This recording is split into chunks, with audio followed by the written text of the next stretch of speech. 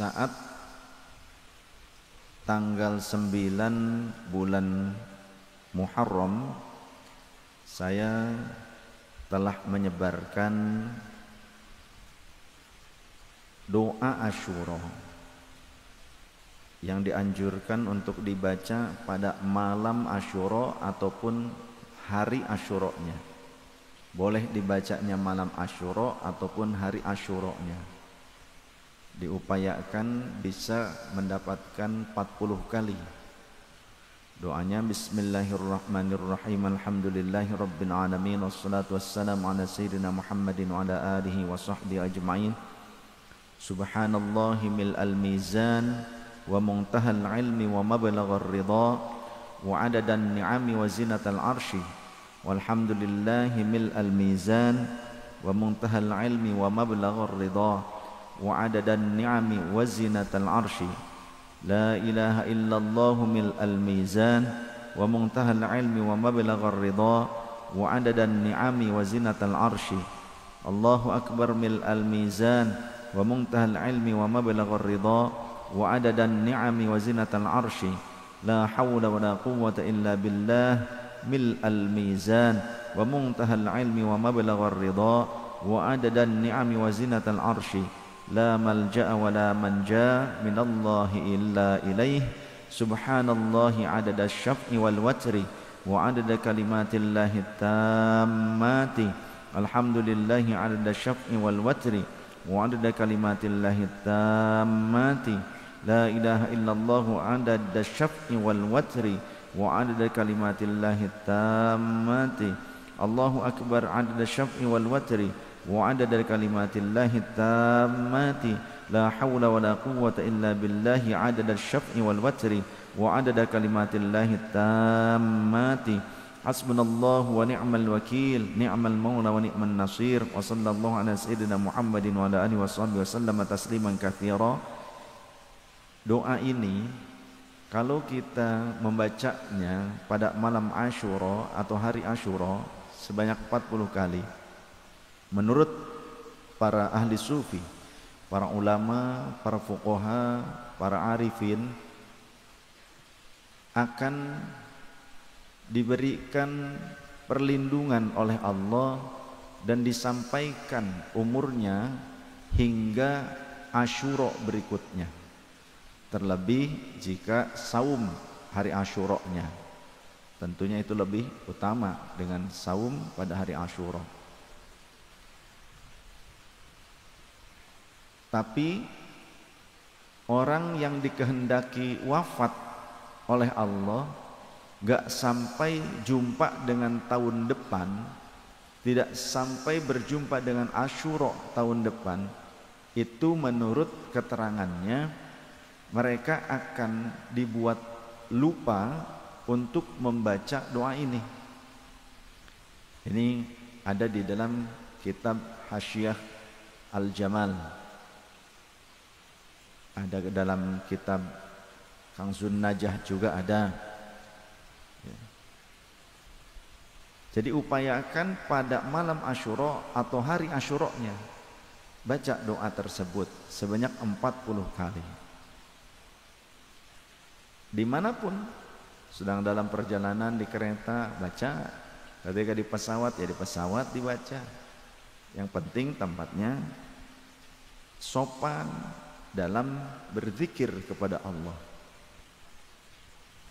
Saya ijazahkan, ajaztukum, supaya biasa membaca dan menjadikannya sebagai muraqabah, alat mujahadah kepada Allah. Kemudian Allah akan cukupkan juga. Allah akan cukupkan keberkahan juga pada malam Asyura. Kita juga oleh para ulama dibimbing untuk meminum air susu, meminum susu, minum laban, susu yang murni. Bagusnya susu yang murni. Susu murni itu ya berarti susunya teh murni, bukan. Susu yang memang asli susu sapi kah atau susu kambing kah, ya, supaya barokah, supaya penuh dengan rahmatnya Allah Subhanahu wa ta'ala. Tapi jangan asal minum saja, asal tenggak saja, ya, pakai doa. Nah, doanya ada juga di dalam kitab Tibbun Nabawi. Allahumma barik lana fihi wa zidna minhu.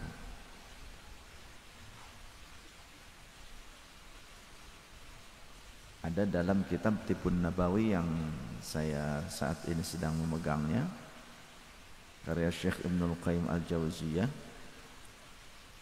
Sengaja saya gunakan kitab ini sebagai bukti kepada orang-orang Wahabi yang selalu menyalah-nyalahkan amaliyah kita, yang padahal di dalam kitab karya para ulama mereka itu ada.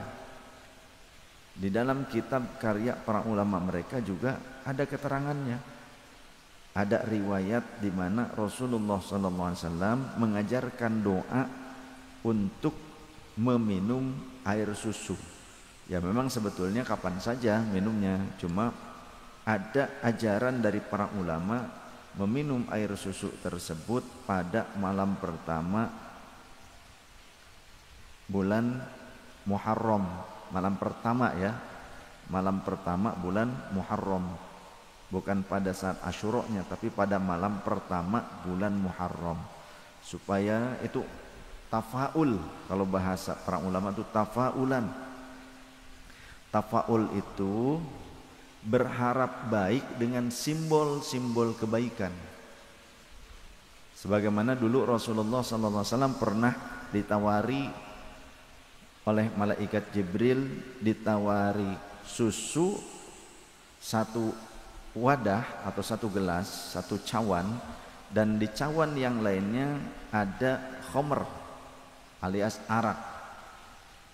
Maka Rasulullah mengambil susu, kemudian diminum oleh Rasulullah SAW. Lantas malaikat Jibril berkata, benar engkau wahai Nabi Muhammad, andai saja engkau mengambil khamr maka rusaklah umatmu. Tapi karena Rasulullah mengambilnya susu, maka umat Rasulullah akan diberikan limpahan keberkahan oleh Allah Subhanahu wa ta'ala. Mudah-mudahan kita juga dapat bagian. Amin. Kalau ada orang bertanya, mana mungkin sih cuma minum susu aja jadi berkah, gak ada berkah dari susu? Orang Wahabi kan bisanya ngomongnya begitu, gak ada berkah dari ulama, apalagi dari susu. Kata Wahabi, doa dari ulama gak ada barokahnya, barokah itu dari Allah. Tidak ada barokah selain dari Allah, kata orang Wahabi. Maka dijawab di dalam kitab ini juga, ya, Tibbun Nabawi, karya Syekh Ibnul Qayyim nih, murid Ibnu Taimiyah. Siapa beliau? Ulama kebanggaan orang-orang Wahabi. Orang Wahabi itu sangat membanggakan, sangat gandrung kepada Syekh Ibnu Taimiyah, gandrung kepada Syekh Ibnul Qayyim Al-Jauziyah, gitu ya. Tapi bukan berarti saya mengajarkan bahwa jadikan sebagai rujukan utama, bukan. Termasuk juga Albani. Jadi jangan sampai pengurus Ahbabur Rasul menyebarkan ajakan ngaji tapi takhrijnya takhrij Albani. Gak usah disampaikan takhrij Albaninya.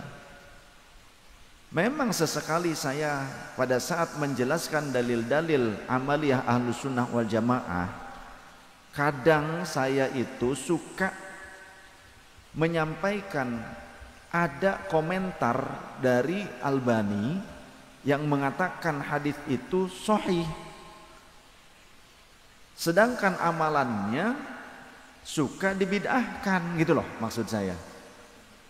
Seperti kemuliaan malam nisfu Sya'ban, ya, hadisnya dinilai sahih, tapi menghidupkan malam nisfu Sya'bannya dengan amal-amal soleh dianggap bid'ah. Kan kontradiktif. Jadi ketika saya menyampaikan bahkan Albani pun menyatakan sahih, bukan berarti kita yang Ahlus Sunnah wal Jamaah menjadikannya sebagai rujukan. Nanti umat muslim ini jadi kecelek nantinya, seolah-olah Albani itu adalah tokoh muhadits, padahal bukan. Dia justru menjadi fitnah di antara ilmu hadis. Banyak merusak tatanan dalam ilmu hadis. Dalam satu kitabnya menyatakan perawi fulan itu thiqah, tapi dalam kitab yang lainnya perawi yang sama itu dijelek-jelekan. Berarti sudah kontradiktif. Di satu sisi dia menyatakan sahih hadisnya, tapi di sisi yang lain dia mengingkari amaliyahnya. Jadi ada kalanya saya itu mengungkapkan, bahkan kata saya, Albani pun menyatakan derajat hadisnya sahih itu sebagai tamparan kepada orang Wahabi yang sangat gandrung kepada Albani. Nasruddin Al-Albani itu orang zaman kini, mutakhirin, wafatnya tahun 1999, dikuburkannya di Yordania. Bukan ulama salaf, bukan. Orang Wahabi mereka mengingkari adanya barokah dari ulama, kemudian juga dari benda-benda tertentu yang padahal di dalam kitab ini karya Syekh Ibnul Qayyim Al-Jauziyah, Tibbun Nabawiyah yang asli masih bahasa Arab. Di sini ada keterangan tentang harfuz zait, ada buah zaitun.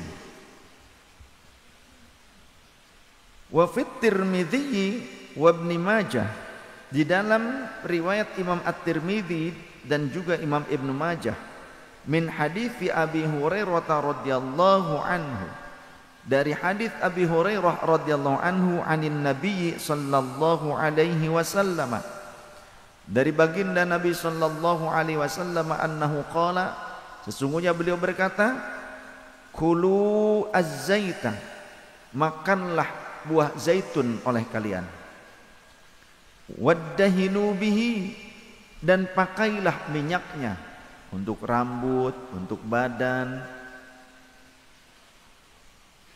Fa innahu min syajaratin mubarakatin, karena sesungguhnya zaitun adalah dari pohon yang diberkahi. Pohon mengandung berkah. Ada. Kalau pohon saja mengandung barokah, apalagi orang-orang soleh, para aulia Allah, atau benda-benda yang pernah dipakai oleh para aulia Allah. Para aulia Allah ini warathatul anbiya, pewaris para nabi.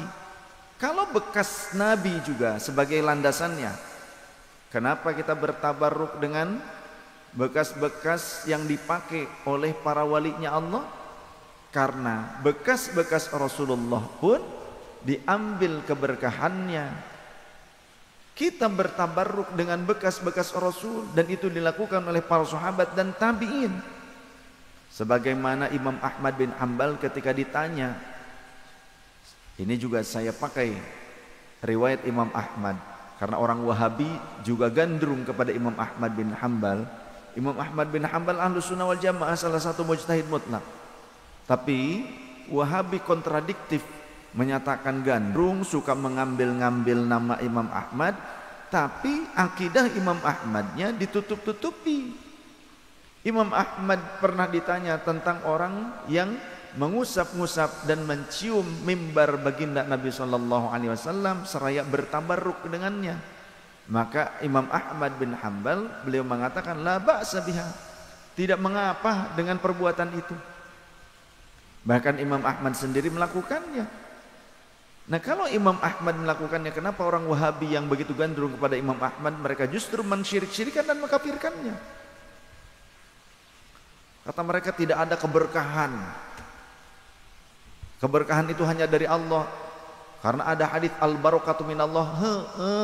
Kabeh ti Allah Ta'ala, rezeki ti Allah, betul?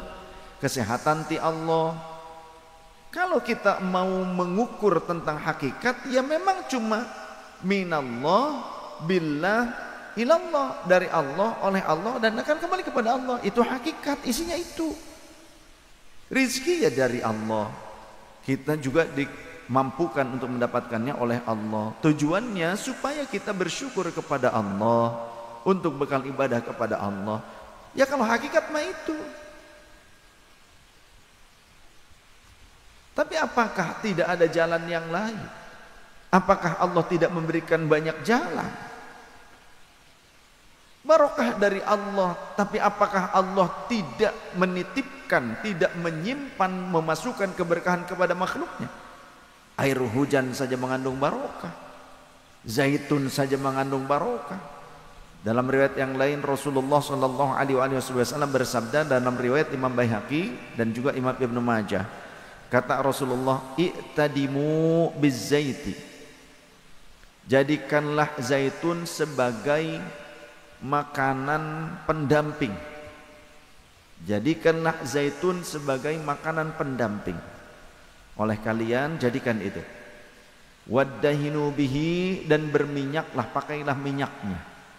Fa innahu min syajaratin mubarakatin, karena sungguhnya zaitun itu tumbuh dari pohon yang diberkahi. Jadi pohon pun ada yang diberkahi, air hujan juga diberkahi. Hadits yang tadi saya sebutkan tentang fadilah buah zaitun dan minyaknya serta pohon zaitun itu adalah pohon yang diberkahi, haditsnya sahih.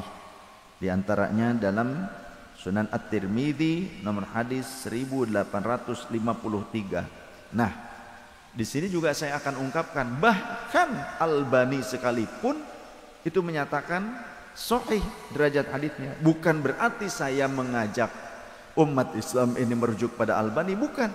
Ini sebagai bentuk tamparan kepada orang Wahabi yang begitu gandrung kepada Syekh Albani, Nasruddin Al-Albani, yang ternyata dia sendiri mengatakan derajat hadisnya sahih, tapi kenapa orang-orang Wahabi pengikut dia menyatakan tidak ada keberkahan dari selain Allah Ta'ala? Ya kalau memang mau mengukur pada hakikatnya, semuanya juga dari Allah. Kesehatan dari Allah, umur dari Allah, rezeki dari Allah, semuanya dari Allah. Tapi kan kita juga boleh ikhtiar.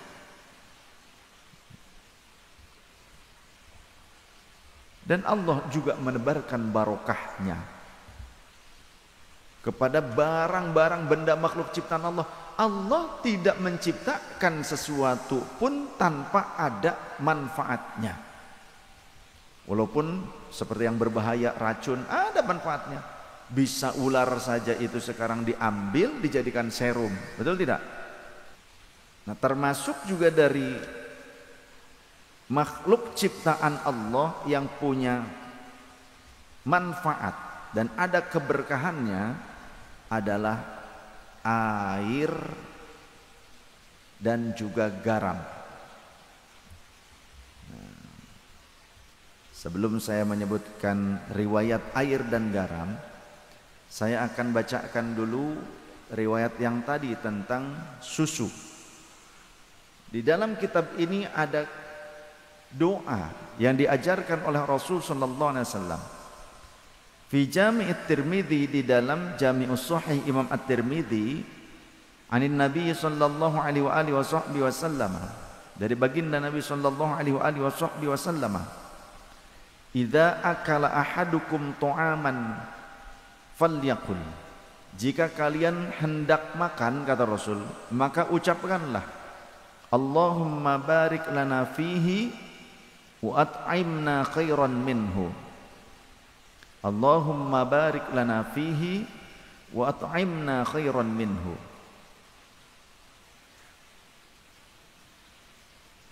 Wa idza saqiya labanan atau wa idza saqa labanan falyaqul Allahumma barik lana fihi wa zidna minhu. Dan jika kalian meminum susu, maka ucapkanlah Allahumma barik lana fihi wa zidna minhu. Fa innahu laisa syai'un yujzi'u minat ta'ami wasyarabi illa al-laban. Qala at-Tirmidzi hadza haditsun hasan. Derajat hadisnya hasan. Orang Wahabi begitu anti dengan doa sebelum makan.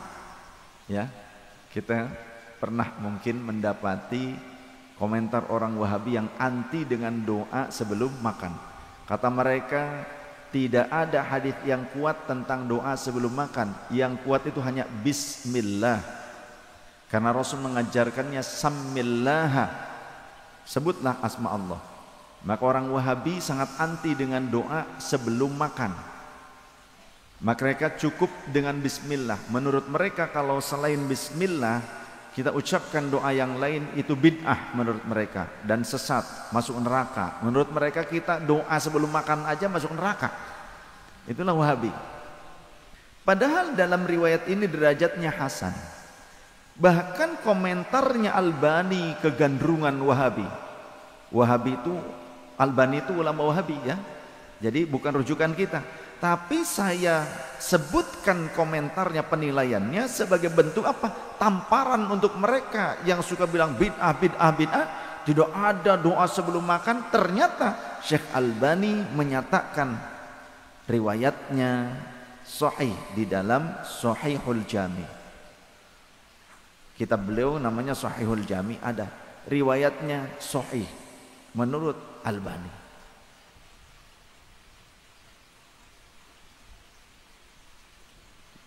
Yang diambil dari riwayat Imam Abi Dawud dari hadis sahabat Abdullah bin Abbas.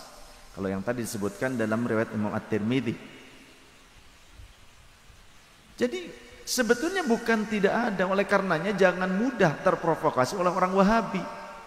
Jangan mudah gumunan, ojo gampang gumunan. Apa gumunan tuh? Takjub, kata Sunan Kalijogo. Jangan gampang takjub dengan seorang.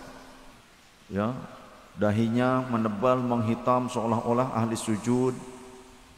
Kemudian juga seolah-olah pengamal sunnah.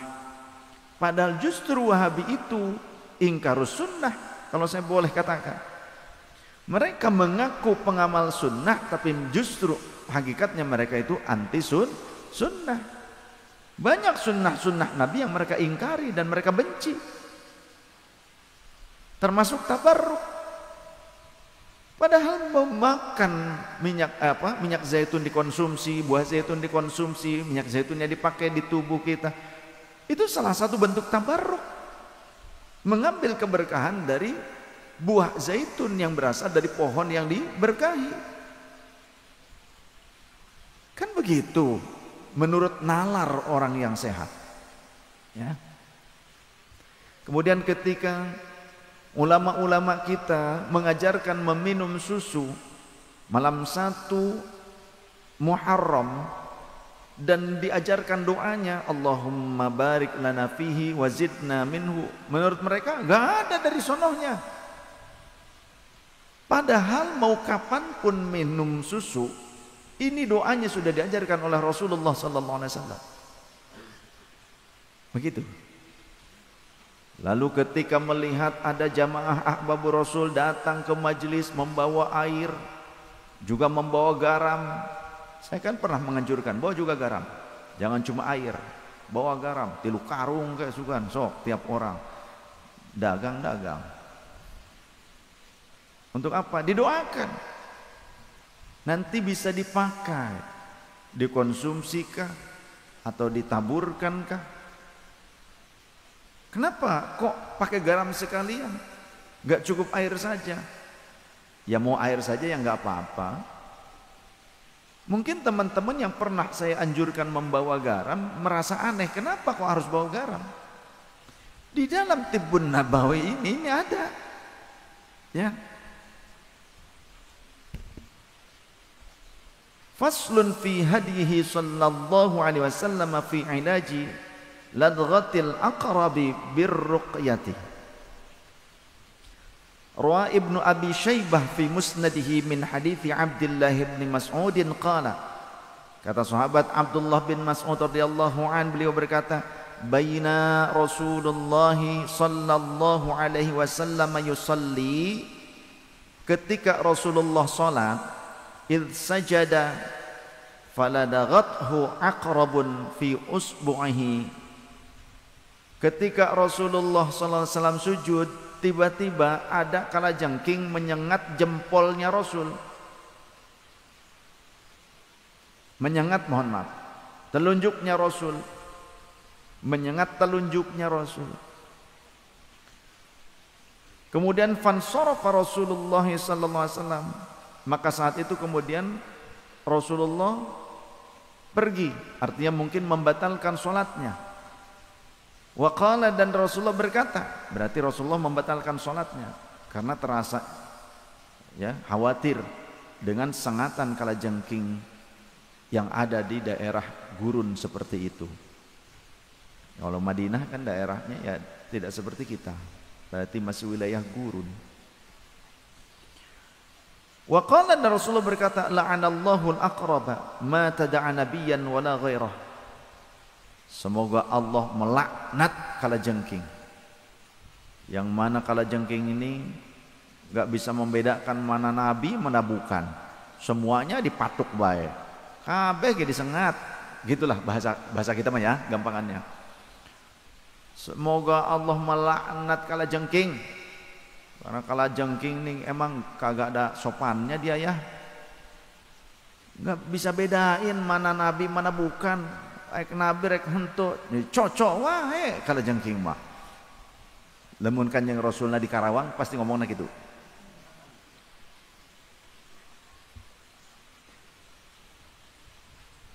Qala, lantas berkata sahabat Abdullah bin Mas'ud, thumma da'a bi ina'in fihi ma'un wa milhun.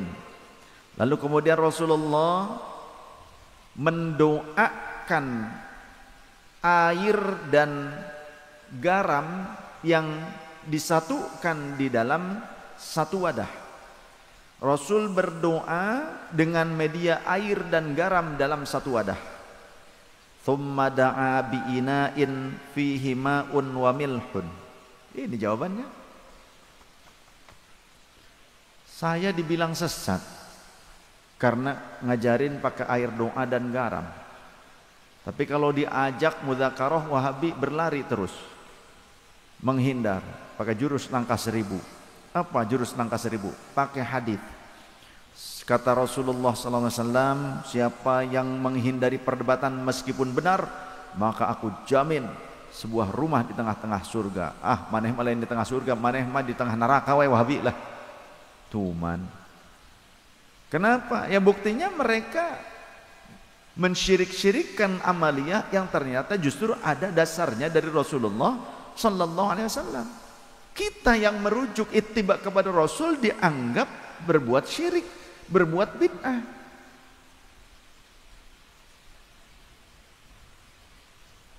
Faja'ala yad'u mawdi'al ladghati fil ma'i wal milhi wa yaqra'u qul huwallahu ahad wal mu'awwidhataini hatta sakanat. Lantas kemudian Rasulullah memasukkan telunjuknya yang tersengat oleh kalajengking tersebut ke dalam air dan garam, sambil Rasulullah membaca Al-Ikhlas, Al-Falaq, An-Nas. 3 surah ini disebut dengan muawwidzat. Sedangkan kalau Al-Falaq, An-Nas saja disebutnya muawwidzatain, 2 perisai. Sedangkan kalau Al-Ikhlas, Al-Falaq, An-Nas muawwidzat, surah atau ayat-ayat perisai. Banyak ayat-ayat perisai yang lain juga, seperti yang pernah saya ijazahkan.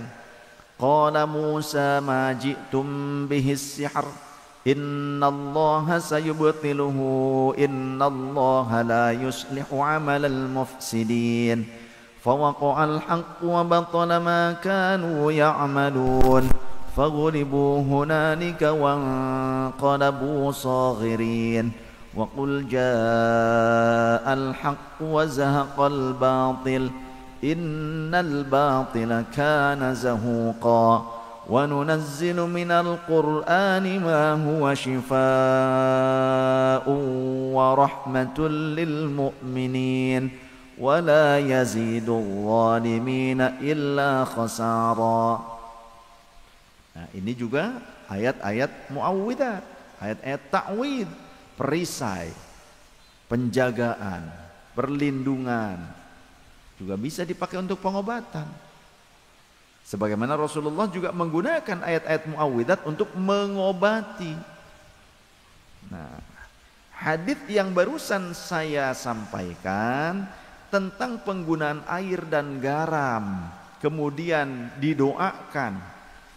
Air dan garam itu didoakan, dibacakan ayat-ayat doa. Haditsnya riwayat Imam At-Tirmidzi nomor hadis 2905. Bahkan, tuh sekali lagi saya ungkapkan, bahkan Syekh Albani wasahhahu Albani fi Shahihil Jami, Syekh Albani yang Wahabi itu dan menjadi rujukan orang Wahabi, dia mengatakan haditsnya sahih. Yang jadi aneh, Wahabinya sendiri, termasuk Albaninya, termasuk pengikut Albaninya, menganggap kita yang melakukannya ini berbuat syirik, berbuat bid'ah dengan perilaku itu. Aduh, dengar ti aing. Bingung kita. Ya. Tapi kita jadi paham bahwa mereka itu adalah orang yang justru mengingkari kebenaran yang mereka sendiri sudah menemukan kebenaran itu ada. Jadi bohong orang Wahabi yang suka bilang kalau memang hadisnya sahih kami akan lakukan. Buktinya hadisnya sahih, diklaim sahih pula oleh ulama Wahabi. Tapi kenapa kalau kita yang melakukannya orang-orang Ahlussunnah wal Jamaah kita diklaim sebagai pelaku bid'ah, pelaku syirik? Ya. Termasuk penggunaan kalung tulisan doa, ta'wid. Maulana memberikan itu kepada kita.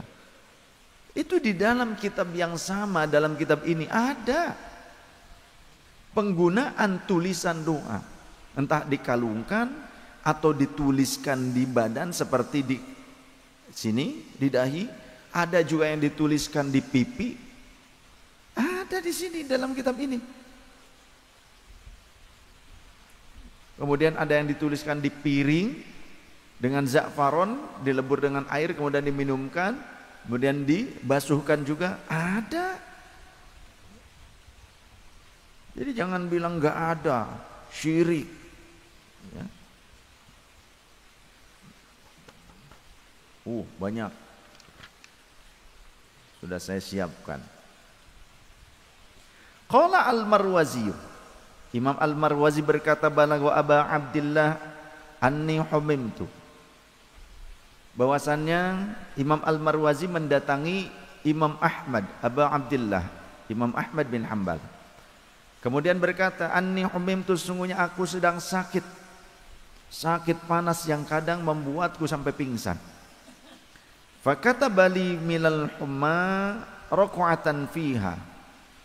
Apa yang dilakukan Imam Hanbal, Imam Ahmad untuk mengobati Imam Al-Marwazi? Kata Imam Al-Marwazi, maka Imam Ahmad menuliskan bagiku, fakata bali, beliau menuliskan bagiku, minal umma, untuk mengobati sakitku ini, raq'atan fiha, pada selembar kertas yang tertulis Bismillahirrahmanirrahim, Bismillahi wa billahi wa Muhammadin Rasulillahi, qulna ya naru kuni bardan wa salaman ala Ibrahim, wa aradu bihi kaidan faj'alnahumul akhsarin. Allahumma rabba Jibril wa Mikail wa Israfil ishfi sahib hadzal kitab. Ya Allah, Tuhan pemilik Jibril, Mikail, Israfil, sembuhkanlah orang yang membawa tulisan ini. Bihaulika wa quwwatika wa jabarutika ilahal haqqi. Amin. Tulisannya itu kemudian dikalungkan kepada Imam Al-Marwazi. Ayo, ada yang mau bilang syirik gak? Coba tanya nanti Wahabi ya, mengalungkan tulisan doa syirik apa tidak? Kalau dia bilang syirik, tolong bawa ke saya biar saya ngegaploknya. Ya, pakai kitab ini nih. Tuman. Kira-kira kalau sudah disampaikan seperti ini masih jadi Wahabi, wah berarti kebangetan, nggak punya otak, nggak punya akal sehat.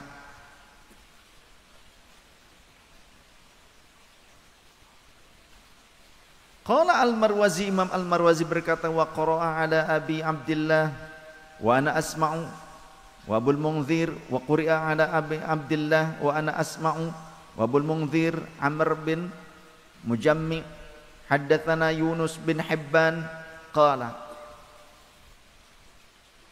Imam Ibnu Hibban telah berkata, sa'altu Aba Ja'far Muhammad ibn Ali, aku bertanya kepada Aba Ja'farin yang namanya Muhammad bin Ali. Ini Ahlul Bait Rasul, keluarga Rasul, Dzurriyyah Rasul. Tentang apa? An u'alliqat ta'widha, tentang mengalungkan ta'wid. Tadi tulisan doa seperti yang kita mendapatkannya dari Maulana Syekh Hisham. Ya, yang punya dari Maulana Syekh Hisham itu ta'wid namanya. Tentang mengalungkan ta'wid. Faqala, maka beliau berkata, in kana min kitabillahi aw kalamin an nabiyillahi fa'alliqhu. Kalau itu adalah kalam dari kitabullah atau kalam dari baginda Nabi, maka kalungkanlah. Wastashfi bihi, atau sesuatu yang tidak bertentangan dengan Al-Quran dan kalam Nabi, ya, masih berkesesuaian, maka fa'alliqhu, maka kalungkanlah. Wastashfi bihi, dan gunakanlah untuk berobat, berobatlah dengannya. Mastata'ta, semau engkau. Qultu,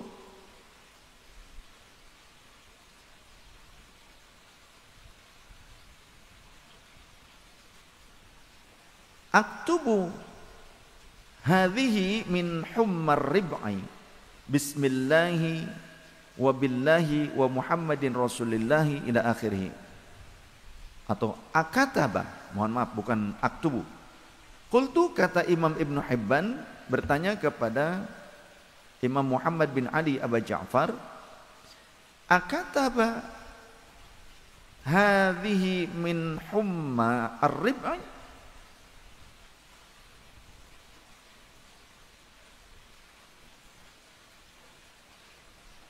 apakah engkau menuliskan kalimat ini untuk mengobati orang yang sakit sampai dia itu pingsan? Kalimatnya bismillahi wa billahi wa Muhammadin rasulillah, terus sampai akhirnya qulna ya narukuni bardan wa salaman ala Ibrahim wa aradu bihi kadang faja'alnahumul akhsarin. Allahumma rabba Jibril wa Mikail wa Israfil ishfi sahibi hadzal kitab ya haulika wa quwwatika wa jabarutika ilahal haqqi amin. Qala, beliau menjawab, ai na'am, ya, aku juga menuliskannya.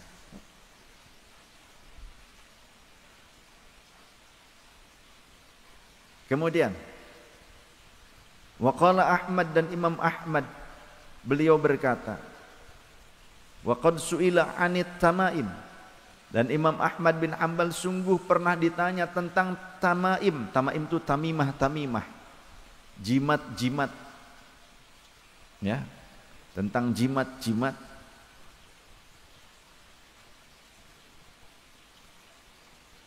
Tu'ulliqa ba'da nuzulil bala'i, yang digantungkan setelah atau pasca turunnya balai, wabah.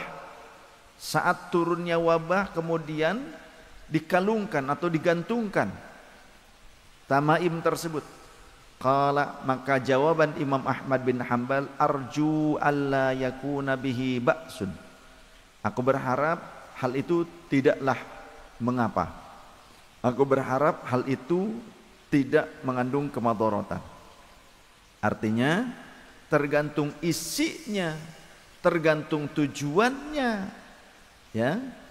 Kalau kalimat yang ditulis juga tergantung kalimat yang ditulisnya. Kalau ternyata baik dari kalam doa, kalam zikir, maka tidak mengapa, la ba'sa.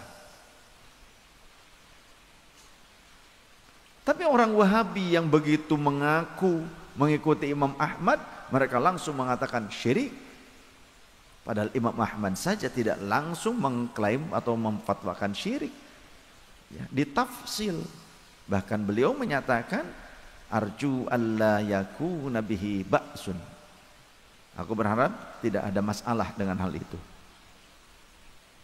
Qala Al-Khallal, Imam Al-Khallal berkata, wa haddatsana Abdullah ibnu Ahmad, Abdullah bin Ahmad bin Hanbal, ia berkata qala ra'aitu abi yaktubu at-ta'widha lilladzi yafza'u walil humma ba'da wuqu'il bala'i. Kata putra Imam Ahmad, aku telah menyaksikan atau melihat ayahku menuliskan ta'wid bagi orang-orang yang sakit parah, orang-orang yang ayan, orang-orang yang epilepsi, ya.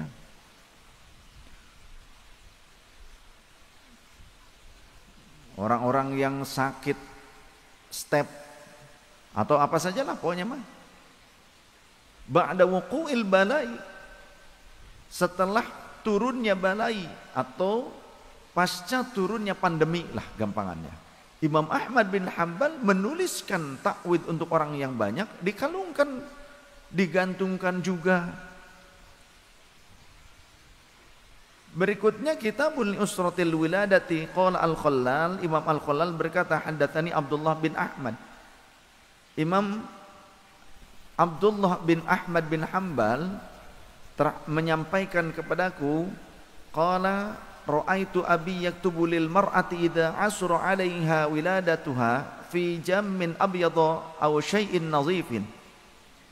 Aku melihat ayahku yakni Imam Ahmad bin Hanbal menuliskan tulisan doa bagi wanita yang kesulitan melahirkan. Dituliskan tulisan ini pada piring yang putih, pada media yang bersih, au syai'in nadhifin, ataupun media yang bersih, apapun, kertas kah, mau apa sajalah, lodor. Yaktubu haditha Ibni Abbasin, ayahku menuliskan hadits Ibnu Abbas, isinya apa? Kalimat doa, la ilaha illallahul halimul karim, subhanallahi rabbil arsyil azim, alhamdulillahi rabbil alamin. Kemudian ditambah dengan beberapa potongan ayat-ayat Al-Quran. Ka'annahum yawma yarawna ma yu'aduna lam yalbathu illa sa'atan min nahar balagun. Sampai situ Al-Ahqaf ayat 35. Kemudian ditambah dengan An-Nazi'at ayat 46. Jadi itu potongan ayat tadi, bukan satu ayat full, ditambah dengan potongan ayat dari surah yang lain. Ka'annahum yawma yarawnaha lam yalbathu illa 'ashiyatan aw duhaha, dari ayat yang lain dalam surah An-Nazi'at. Dituliskannya di mangkuk, di piring, ataupun pada media yang bersih yang lainnya. Lantas kemudian dibasuh dengan air, lalu airnya diminum, dibasuhkan, diusapkan atau disiramkan. Ya. Qala Al-Khallal, Imam Al-Khallal berkata, amba'ana Abu Bakrin Al-Marwazi anna Aba Abdillah ja'ahu rajulun. Imam Al-Marwazi menceritakan kepadaku, sungguhnya Imam Ahmad bin Hanbal yang laqabnya Aba Abdillah, ja'ahu rajulun, ada laki-laki yang mendatanginya. Faqala, lantas berkata, ya Aba Abdillah, taktubu limra'atin qad asur 'alaiha waladuha mungdu yaumaini. Apakah engkau menuliskan doa untuk wanita yang sudah 2 hari lamanya sulit melahirkan? Faqala, maukah engkau, seolah-olah gitu ya, maukah engkau menuliskannya? Maka faqala, maka Imam Ahmad bin Hanbal berkata, qul lahu, katakan kepadanya, yaji'u bijamin wasin wa za'farona, coba bawa ke sini wadah yang besar, yang lebar, dan za'faron, bawa ke sini, nanti aku akan tuliskan. Kata Imam Ahmad bin Hanbal, disuruh membawa piring yang lebar dan juga za'faron. Nanti ditulis pada piring yang lebar kemudian dibasuh dengan air, diminumkan dan dibasuhkan, dibasuhkan ke perutnya oleh keluarganya. Kalau untuk rumah ya berarti nanti bisa disiramkan. Wa ra'aituhu yaktubu li ghairi wahidin, dan aku melihat Imam Ahmad menuliskannya bukan hanya untuk satu orang saja, tapi untuk banyak orang. Artinya Imam Ahmad pun melakukan itu. Bahkan di sini karena Syekhul Islam Ibnu Taimiyah, kata Syekh Ibnu Qayyim adalah Ibnu Taimiyah rahimahullah, yaktubu ala jabhatihi, menuliskan pada dahinya orang yang pendarahan seperti mimisan, lafaz Al-Qur'an, potongan ayat Al-Qur'an, wa qila ya ardu bla'i ma'aki wa ya sama'u aqli'i wa ghidal ma'u wa qudiyal amr. Wa sami'tuhu yaqulu, kata Syekh Ibnu Qayyim, dan aku mendengar beliau mengucapkan begini, katabtuha li ghairi wahidin fabara'a, aku telah menuliskannya bukan hanya pada satu orang saja tapi banyak orang, dan orang-orang itu sembuh. Faqala, Ibnu Taimiyah juga berkata, wala yajuzu kitabatuha bidammir ra'ifi, yang tidak boleh itu menuliskan kalimat-kalimat Al-Qur'an tersebut dengan darah orang yang mimisan, darah orang yang pendarahan, pakai darah jangan. Kama yaf'aluhul juhalu, seperti orang-orang bodoh zaman dulu, orang jahiliyah menggunakan darah untuk menuliskan itu. Fa innad dama najsun, karena sungguhnya darah itu najis. Fala yajuzu ay yaktuba bihi kalamallahi ta'ala, maka tidak boleh menggunakan darah untuk menuliskan kalamullah. Kalau za'faron bukan darah, merahnya itu adalah tinta yang berasal dari getah bunga safron, ada manfaatnya.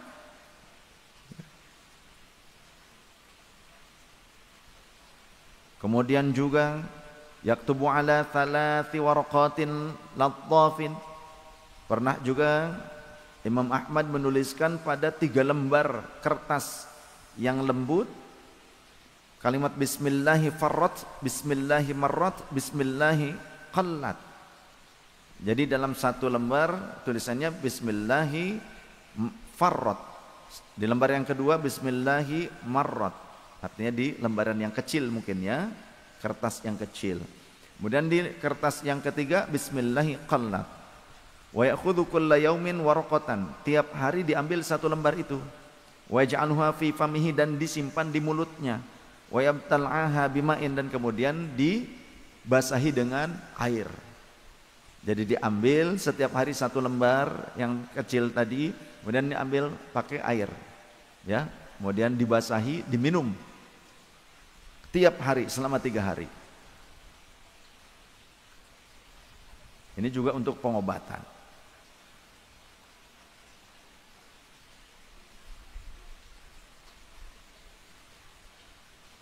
Ada yang selain tadi kan kalau Syekh Ibnu Taimiyah, jadi ini menceritakan tentang Syekh Ibnu Taimiyah ya, masih nyambung nih. Yang tadi juga Syekh Ibnu Taimiyah ternyata yang melakukannya. Yang oleh orang Wahabi katanya syirik perbuatan itu, tapi Syekh Ibnu Taimiyah melakukannya. Kemudian juga yaktubu 'alal khaddil ladzi yali al-waj'a. Syekh Ibnu Taimiyah juga selain menuliskan pada dahi, menuliskan pada 3 lembar kertas dikonsumsi tiap hari, kemudian juga ditulis pada atau menuliskannya pada pipi orang yang sakit, orang yang terkena penyakit. Kalimatnya bismillahirrahmanirrahim, qul huwallazi ansha'akum wa ja'ala lakumus sam'a wal absara wal afidah qalilan ma tashkurun. Wa insya'a kutiba, dan kalau mau ditambah lagi dengan tulisan walahu ma sakana fil laili wan nahari wa huwas samiul alim. Jadi 2 surah yang berbeda, ayatnya diambil kemudian dituliskan pada pipi orang yang terkena penyakit tadi, yang sedang sakit. Maka ini dilakukan oleh Syekh Ibnu Taimiyah, ulama kebanggaan orang-orang Wahabi. Tapi kenapa orang-orang Wahabi mengatakan kalau kita melakukan itu kita ini syirik? Kan nggak habis pikir kita. Ulama kebanggaan mereka melakukannya, kita mengamalkan yang serupa dengan itu, kita disebut syirik. Perbuatan itu secara mutlak mereka katakan syirik, padahal dilakukan oleh ulama rujukan mereka. Nah, coba tanyakan kepada orang Wahabi, berani gak mereka mengatakan Syekh Ibnu Taimiyah, Imam Ahmad bin Hanbal, Imam Al-Marwazi, Syekh Ibnu Qayyim Jauziyah, mereka adalah pelaku syirik, berani gak? Gak akan berani pasti. Itulah karena mereka kurang piknik, kurang jauh piknik kitabnya. Karena yang mereka pelajari bukan kitab Tibun Nabawi seperti saya, bukan seperti kita ini. Kita di pesantren ini sampai selesai dipelajari. Yang dipelajari oleh orang-orang Wahabi adalah modul bekam, Habatus Sauda, kemudian buku JSR-nya Dr.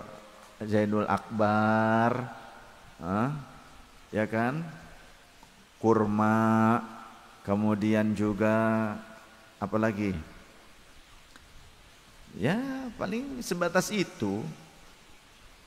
Kenapa di buku-buku ulama Wahabi, ustadz-ustadz Wahabi tentang pengobatan tidak menyertakan pengobatan dengan tamaim seperti ini?